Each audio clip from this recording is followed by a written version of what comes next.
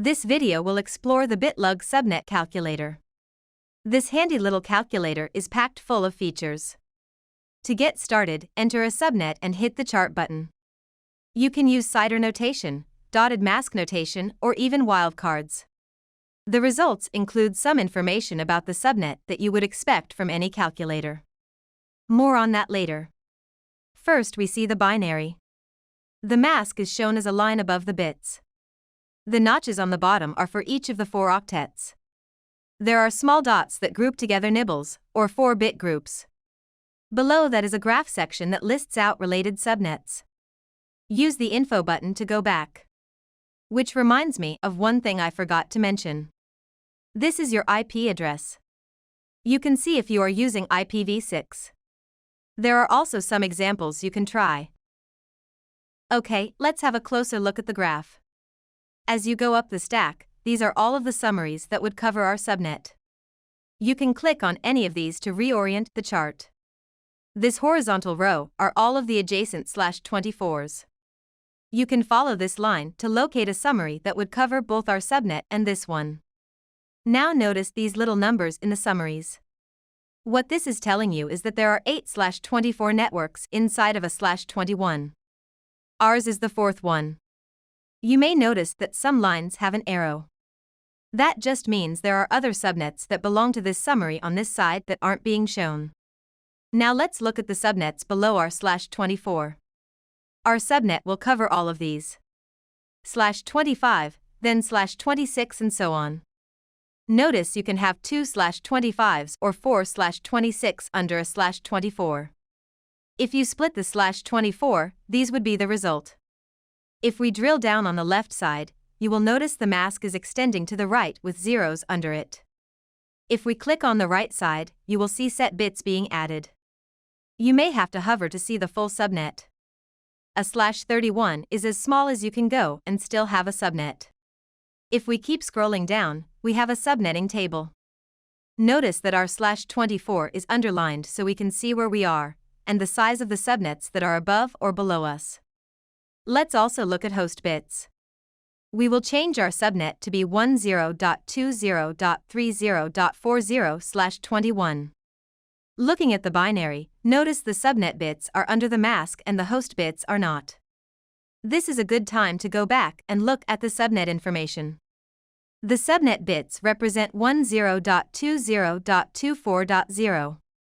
The first host is .1, last usable host is .254. And the broadcast is .255. In the middle column we see the mask in dotted notation, or if we were using this in an Cisco ACL, we would flip the mask bits to get a wildcard. With a wildcard, these are don't care bits. We don't care if the bit is set or not. With an ACL, these are used to match against packet headers. The next 2 numbers are hex value and integer value, or decimal value. An IP address is really just a 32-bit number after all, and these are that number. Okay, last column has the size of the subnet, and the number of usable hosts that is typically 2 less than the size. The broadcast address and the network number can't be assigned to a host. Next is the usage. This is a 10 net, so it is covered by RFC 1918. And the last number is the host number. This is the value of the bits not covered by the mask. If we put in the default gateway, this should go to 1. What if we just put in an IP address without telling Bitlug what mask we want? The tool will find the best mask for us. It does this by finding the mask that results in all of the host bits being clear, or if the last bit is set, then it will assume we are referencing a broadcast, and it will return the subnet that has this broadcast address. If we really need to look at the host, we have to be explicit with the mask. Like this. Let's set this back to a /24 and check the classful button. These classes show up in certifications, but they aren't really used anymore. So this is a class A, and you can see a little box around the bits used to determine this. Maybe a class C would make this more obvious. Like that. The class is determined by finding the first bit not set starting from the left. But back to our class A. Notice the mask bar has 2 color tones. The dark blue runs for 8 bits. This is the class mask.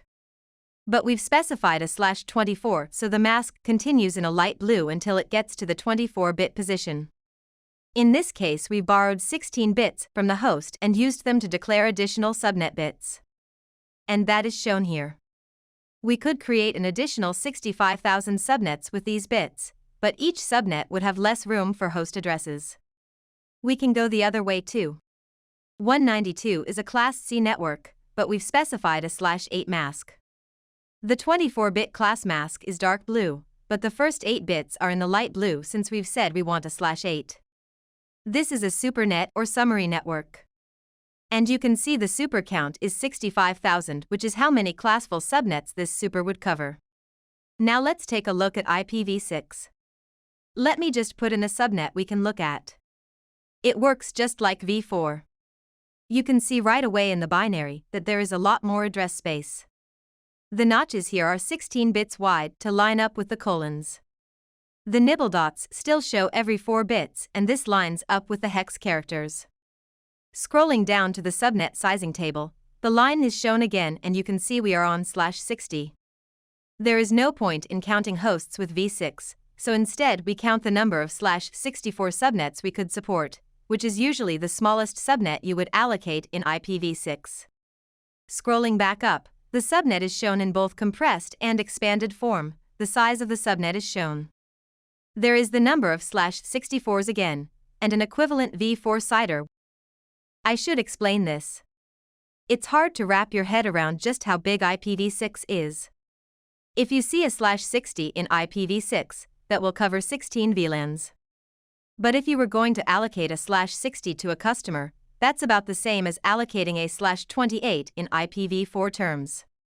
A /60 might seem like a lot, but it's really not that big. Also note there really isn't a broadcast address in v6, so this is simply the /IPv6 address you would have on this network. The classful selector is also dimmed out since IPv6 does not have a class notation. Just like IPv4, if you leave off the match, it will find the best fit.